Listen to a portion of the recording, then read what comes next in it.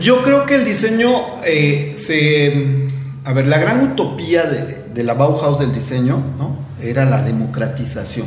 Es decir, que todo el mundo tuviéramos acceso al uso, ¿no?, a la oferta del diseño.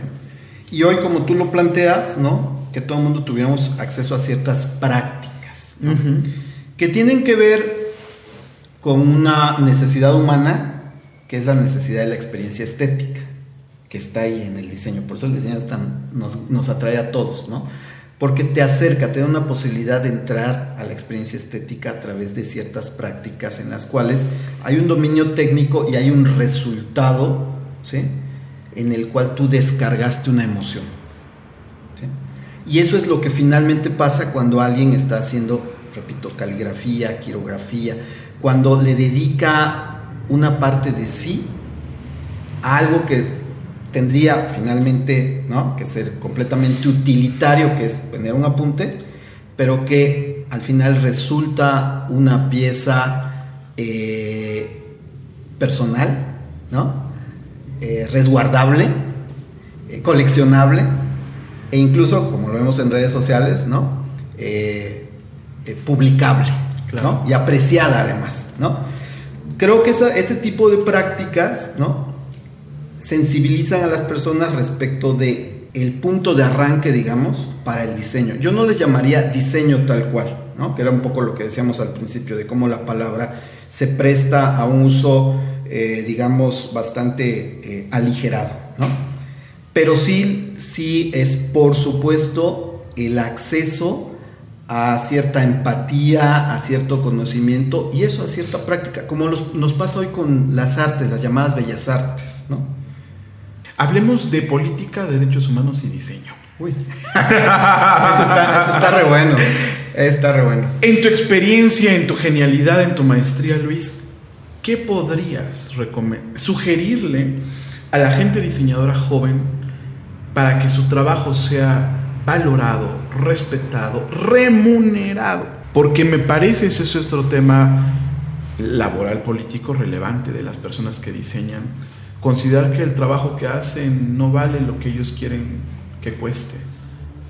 ¿A qué les invitarías? ¿Cómo lograr que ellos puedan cobrar, vivir bien de lo que hacen? A ver, esta pregunta es una pregunta que pasa por un tema que hoy está siendo parte de los lenguajes de gente muy joven, que es esta crítica al capitalismo. Sí, ¿no? sí. Y es bien curioso, ¿no? Volvemos a la Bauhaus. Esa Bauhaus nos anda apareciendo por todos lados. Ahí fue el flechazo, ¿no?, inicial. Es bien curioso cómo... Que tenemos que explicar que nos la hemos pasado hablando de Bauhaus. La gente va a decir qué onda, pero ahorita lo hacemos. Bueno, ahorita hablamos un poquito de Bauhaus para si hay alguien que no haya oído hablar de Bauhaus, que yo creo que ya todo el mundo tiene por ahí una noción. Justo en Bauhaus, y una de las cosas por las cuales Hitler y los nazis tienen el pretexto para ir contra ella es que los acusan de socialistas, ¿no? La gran utopía de la Bauhaus era todo el mundo tiene derecho al diseño, acceso, ¿no? Más allá del recurso económico. Así por es. supuesto, eso le llamaban socialismo, ¿no? Y lo siguen llamando así, y hay gente que todavía se asusta.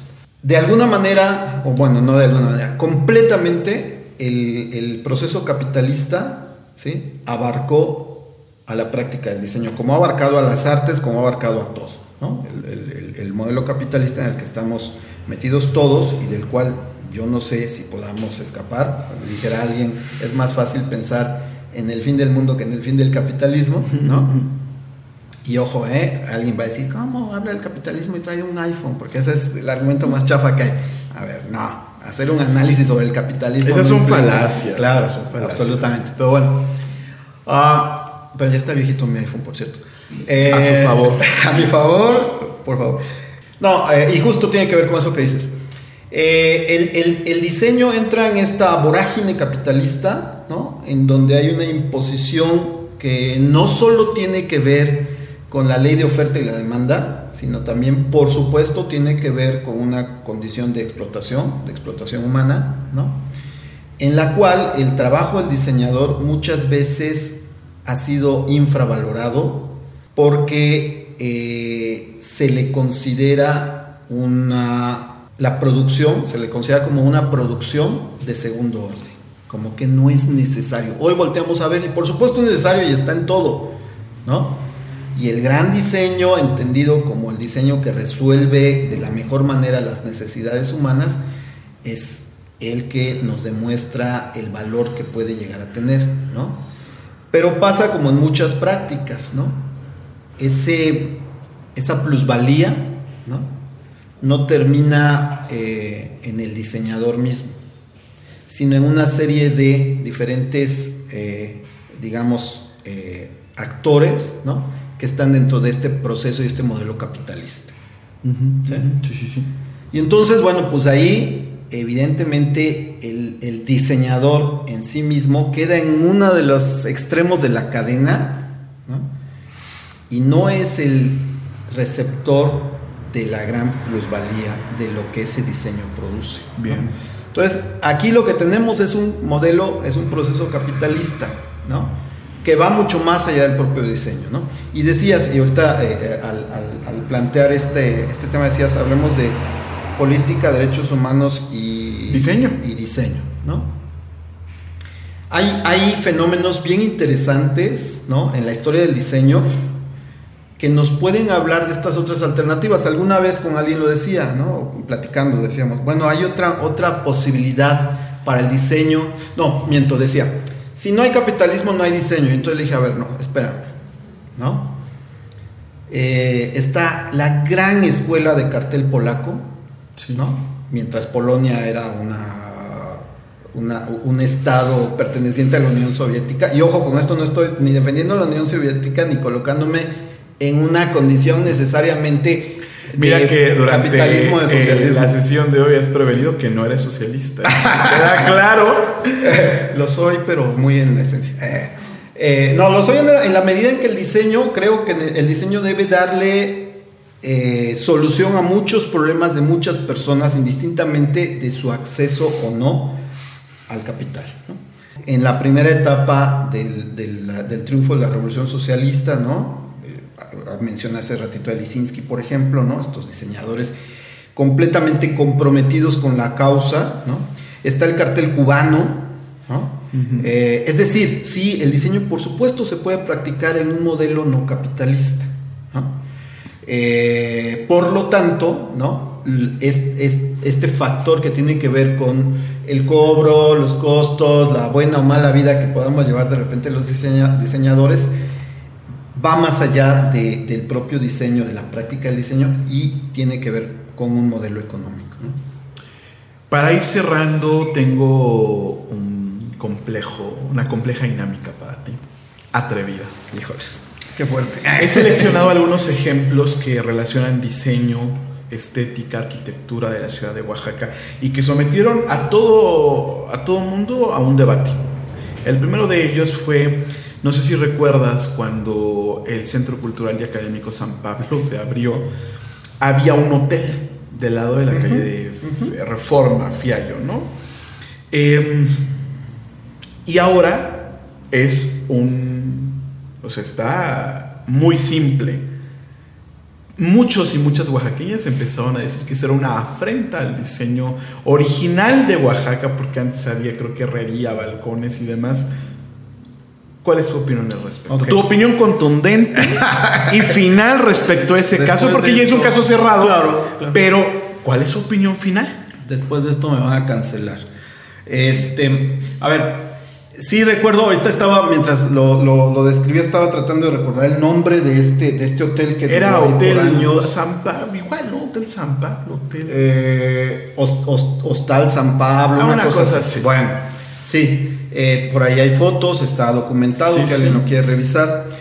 Y cuando usas la palabra original, que yo sé que por supuesto la estás usando con toda la intención del mundo, ¿no?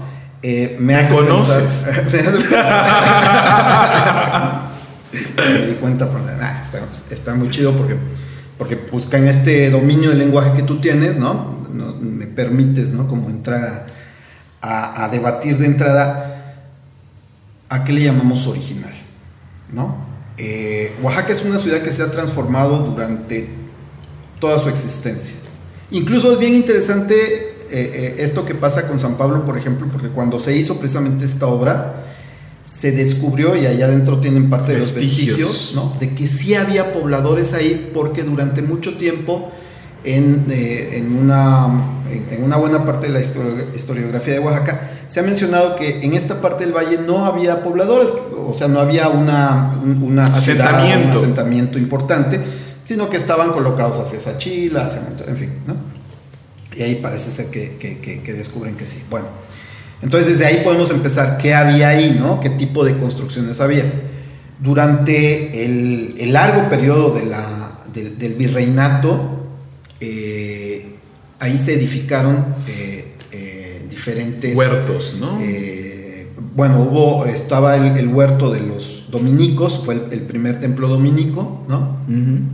Que con uno de los famosos temblores de Oaxaca, ¿no?, se derrulló parte de ese convento, y fue la razón por la cual los dominicos migraron hacia esa parte tan lejana al norte, que es donde está hoy Santo Domingo, ¿no? Lejísimos. Lejísimos, ¿no? Y entonces queda un poco en desuso, no sé qué, ¿no?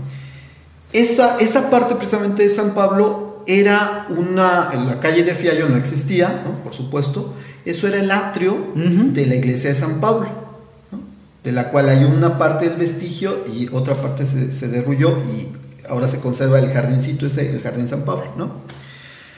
Entonces ahí ya de origen ya se había dado un derrumbamiento, una destrucción, digamos, de la construcción original del periodo virreinal, ¿no? 1600 por ahí, sí, ¿no? Con el paso del tiempo, ese inmueble va sufriendo diferentes alteraciones, modificaciones, se enajena, ¿no?, en el periodo de la Reforma. Lo compra un particular y construye lo que sería el basamento de esta casa, que luego se vuelve el hotel, ¿no? Y le hacen ahí esta arquería, ¿no?, estos balcones. Así es. Que debe ser algo, no estoy muy seguro, debería ser algo ya prácticamente del siglo XX, ¿eh? Con esa visión del XX de lo que probablemente habían sido los siglos anteriores. Así es, ¿no? ¿En qué momento, o más bien, cuál es el momento que se tendría que respetar? No lo sé, ¿no? El 16, el 18, el 19, el 20. Oaxaca ha tenido todas esas transformaciones, ¿sí? Al final llega alguien y dice, a ver, vamos a tirar esto porque ni tiene valor estético ni tiene valor artístico, así lo determina quien hace esa obra, ¿no? Y porque además lo quiero para hacer aquí mi construcción, ¿no? Un arquitecto afamado, Rocha. Y yo creo que todo iba bien hasta que le hicieron el tercer piso, ¿no? Es decir, la fachada hacia la calle de Fiallo, que es efectivamente una pared lisa y llana, podría ser más armónica si correspondiera a las alturas del resto de los edificios que están ahí, porque eso es algo bien interesante que tendríamos que pensar de Oaxaca, y que lo estamos dejando de pensar en nombre del turismo. Gentrificación. Que es que Oaxaca tenía ciertas alturas que la hacían muy armónica. Si tú, como yo, como muchos que vivimos en Oaxaca, volteamos a ver, nos vamos a dar cuenta que hay una gran armonía en muchas de las manzanas de Oaxaca, ¿sí? Hasta que a alguien se le ocurrió que podía usarlas para un segundo o tercer piso, o para una terraza, ¿no?, que rompe completamente con esa armonía, ¿no? Bueno, esa barda que da a Fiallo, ¿no?, tiene la altura del resto de los edificios más un piso. Creo que ahí es donde rompe con la armonía. Segundo ejemplo. O sea, para concluir, ¿estás a favor ya de esta pared, siempre y cuando, o quizá se hubiera analizado mejor la tercera planta? Estoy a favor de la solución que le dieron en términos de sustituir algo que no era tan antiguo ni tan original, si lo pensamos en esos términos, por algo que podría ser más armónico con el espacio. Sí. Segundo y último ejemplo, ¿era necesaria la velaria al Auditorio Guelaguetza? Ok. En cuanto a términos de diseño, claro. por supuesto. Ok, esa es una discusión bien interesante. Yo en un primer momento me opuse, ¿no? Me parecía innecesaria, pero sobre todo me parecía disruptora, ¿no? De una tradición, ¿no? No podemos negarle al mundo que los oaxaqueños tenemos una cosa muy metida en términos de tradición, para bien o para mal, no lo sé, ¿no? Pero era una tradición subir al cerro, a la Guelaguetza, a solearse, ¿no? Un poco masoquistas también, ¿no? Porque subías al cerro a ver la Guelaguetza y bajabas súper asoleado, ¿no? Era parte como de este encanto decimonónico casi, ¿no? De las Guelaguetzas. Me queda claro que la velaria permite, ¿sí? Que ahora ese auditorio, además de funcionar para unas Guelaguetzas en donde ya hay sombra y los turistas, bueno, vamos a pensar en eso, tienen una experiencia mucho más agradable y plena de un espectáculo, ¿no? Porque al final del día la Guelaguetza es un gran espectáculo, ¿no? Con muchas luces y algunas sombras, ¿no? Tenemos unas preguntas atrevidas, brillantes. My goodness. Para ti. ¿Cuál ha sido el mayor reto que has enfrentado al realizar un trabajo?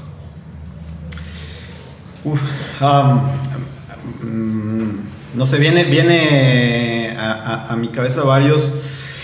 Probablemente un libro que me encomendaron a hacer por ahí de mediados de los 2000s y que me pidieron que por las características y la calidad que se buscaba en el libro se imprimiera en un lugar fuera de México con una fuerte tradición editorial. Y entonces decidimos, porque yo formé parte de la decisión, eso es algo que me gustó mucho, siempre estar tomando parte en las decisiones que se tomaron para esa publicación. Decidí que se hiciera en Barcelona. Yo antes nunca había estado en Barcelona y no había trabajado con la imprenta con la que trabajamos. Y entonces fue un proceso muy disfrutable, pero con un compromiso muy alto, porque además era un libro que contenía una gran cantidad de imágenes, fotografías de pinturas, que como bien sabemos, ¿no? El registro de color, ¿no? Es muy complicado. El tema del color en el diseño es un tema, ¿no? La administración del color es complicadísima, ¿no? Entonces, bueno, el proceso fue más o menos prolongado, muy consistente, muy peculiar. Y el momento en el cual yo me vi completamente preocupado, digamos, fue en el momento en que discos duros, computadora y demás cosas en mano, me trepé a un avión para ir a un lugar que yo no conocía, con gente con la que solo había hablado vía mails y a lo mejor por teléfono, no recuerdo. No teníamos esta explosión de la tecnología que tenemos hoy, ¿no? Me llevé, recuerdo, DVDs, ¿no? Con los materiales, porque además eran imágenes muy pesadas por las características, en fin. Y al llegar a Barcelona, mi gran sorpresa fue que ahí todo estaba dispuesto para que las cosas salieran bien, ¿no? Y esto me costó un poquito de trabajo entenderlo y me cuesta todavía un poquito de trabajo decirlo, porque no, por supuesto, yo soy un tipo muy nacionalista, ¿no? Muy, hecho aquí y me gusta casi todo lo que tenemos acá, pero de repente, ¿no? De repente, en ciertos temas de ciertos servicios, ¿no? Tenemos fallas de repente en México, ¿no? A veces incluso deslealtades en ciertos sectores, ¿no? Y cuando llegué al lugar donde me imprimieron, todo estaba dispuesto para que yo, como diseñador, en ese entonces pues era yo joven, maduro, ¿no? Pudiera tomar una serie de decisiones frente a personas que llevaban 30 o 40 años imprimiendo, ¿no? Fue un compromiso fuerte, pero a mí me ayudó mucho a entender a querer más estos procesos, ¿no?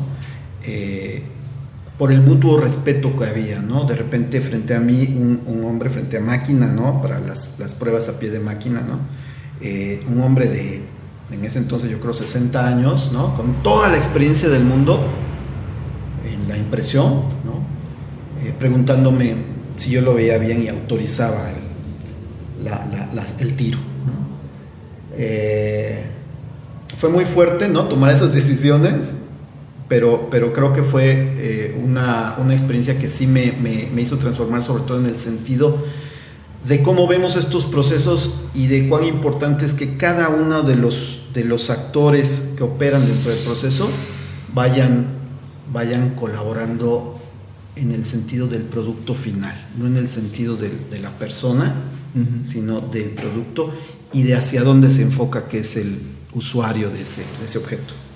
Gracias, Luis. Tenemos la siguiente pregunta. ¿Cuál es el valor diferenciador del diseño oaxaqueño? Yo creo que esa es la pregunta del $1 millón, dijeran hace muchos años. Este año en diciembre acaba de fallecer Félix Beltrán, un gran diseñador cubano-mexicano, fue maestro mío mío y de muchos otros diseñadores en la UAM. Y él entraba a clase, recuerdo, con el tema de ¿existe el diseño mexicano? ¿No? Y entonces se armaba una gran discusión, ¿no? Ahorita frente a tu pregunta, ¿no? ¿Existe el diseño oaxaqueño? ¿No? ¿Y qué es lo que lo hace diferente? Yo te diría que para ciertos temas, para ciertos enfoques, para ciertos productos o servicios, podemos pensar en una cierta tradición, ¿no? Que puede ser la tradición del color, por ejemplo, ¿no? Que puede ser hasta cierto grado una tradición formal, ¿no? De cómo tenemos una relación con ciertas formas que están sobre todo en nuestro horizonte visual, ¿no? La influencia quizá de los materiales y las técnicas del arte hecho en Oaxaca, que es muy fuerte, ¿no? Y que son aplicables con mucho cuidado, con mucho rigor, a algunas producciones de diseño, ¿no? Fuera de ahí, creo que hay muchas otras cosas que, como en el caso del diseño, se abren a toda la elaboración, digamos, y a todo el sentido global, ¿sí? Que no todo lo global es malo, ¿no? Que pueda tener el diseño para ciertos sectores, para ciertos públicos, para ciertas situaciones, ¿no? Hoy con las redes sociales, con la internet, con el acceso a esto que tú conoces muy bien, que es la aldea global, ¿no? De la cual hablaba McLuhan, sí. ¿No? Es muy difícil, pero es bien importante pensar en algo hecho para un espacio específico, ¿no?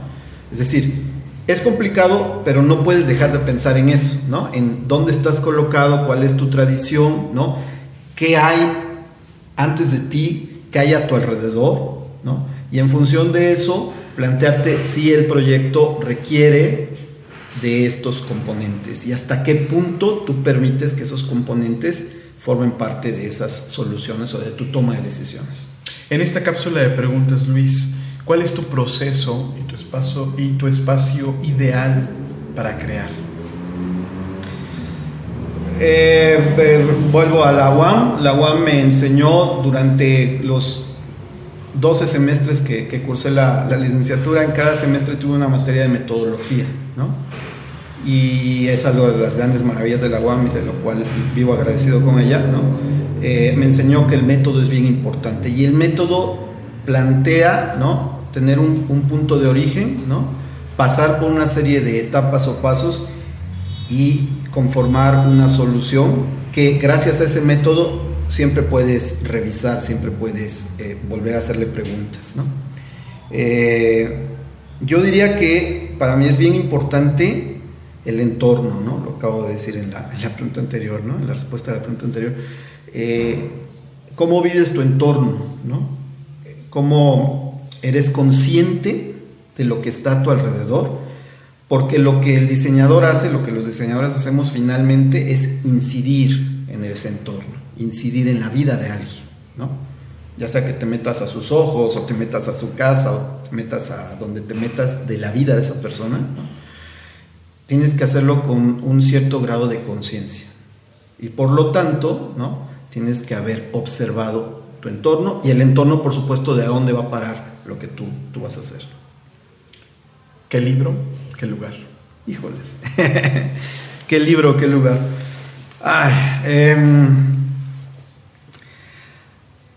Lugares para diseñar. Yo lo dejo abierto a tu imaginación. Bueno, a ver, ¿qué lugar? Como todo el mundo sabe, para nadie es un secreto que soy un ciclista empedernido. Me encanta el tema de la bicicleta. Qué fantasía. ¿No? Entonces tengo la fortuna de poderme mover en bici a muchos lugares. Los valles más o menos los he recorrido, me falta muchísimo, ¿no? Pero yo diría que cualquier caminito de tierra en los valles centrales me hace la vida, ¿no? A la hora que sea, ¿eh? Qué hermosa respuesta, temprano, al medio, a la hora que sea, cualquier camino de tierra en valles centrales. Ahí, ¿no? Libros, híjoles, no sé, soy un maniático, comprador compulsivo, además de libros. Y en este momento pensar en un libro. Hay un libro que me gusta mucho, que por cierto no tengo, y tuve acceso a él en una biblioteca, que se llama Olvide todo aquello que le enseñaron sobre el diseño gráfico. Y me gusta porque volvemos al tema de las preguntas, ¿no? El diseño, creo, si me permiten decirlo así, que para que continúe vivo y vigente, debe seguirse haciendo preguntas. Gracias, Luis. ¿Qué aconsejarías a las nuevas generaciones de personas diseñadoras? Retomaría estas dos cosas que acabo de decir. Una, volteen a ver su entorno, volteen a ver de qué están hechos, ¿no? Cuáles son sus influencias, y también plantéense que lo que producen es para alguien más, no es para nosotros mismos, ¿no? Por ahí hay un amigo diseñador que admiro mucho, ¿no? Que dice que el diseño no tiene la culpa de que hagamos tanta cochinada, ¿no? Con todo eso, por supuesto, tenemos los elementos para pensar como diseñador, ¿no? Pero al momento de tomar las decisiones de qué de eso tomamos, ¿sí?, hay que pensar en cómo ese usuario va a recibir este producto, este servicio, y qué va a pasar en ese momento. Creo que esa es la manera de cómo conseguir que el diseño cumpla plenamente sus funciones, que, repito, no son solo utilitarias, también tienen que ver con nuestro mundo estético, ¿no? Yo diría por ahí. Luis, muchísimas gracias. Es un honor compartir charlas inteligentes con personas brillantes como tú. ¿Qué te tomas? Esto ha sido Aragón Difunde, el podcast. Síganos en todas nuestras redes sociales, porque tendremos capítulos así de fascinantes como el de Luis. Y sé de antemano que van a acompañarnos en esta gran aventura. Muchísimas gracias. Nos vemos a la próxima.